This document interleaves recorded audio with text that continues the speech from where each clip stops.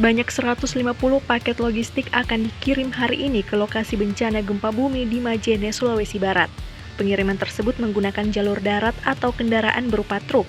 Sebelumnya, sejumlah lembaga jurnalis Sulsel yang tergabung dalam Jurnalis Peduli Sulbar berhasil mengumpulkan dana sebanyak 17 juta rupiah.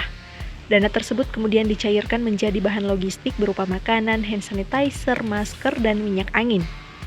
Ketua Aji Makassar, Nurdin, menuturkan bahwa bantuan paket logistik tersebut akan diprioritaskan di daerah yang terisolir. Untuk pendistribusiannya nanti, JPS akan dibantu oleh mahasiswa pecinta alam untuk mencapai wilayah-wilayah yang terisolir, khususnya di daerah Majene.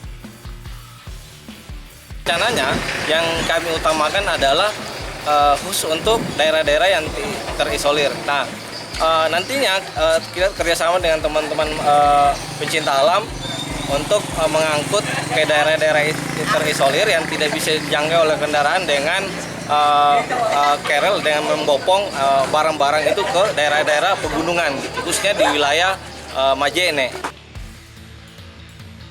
Dari Kota Makassar, Suparman, Fajar.co.id melaporkan.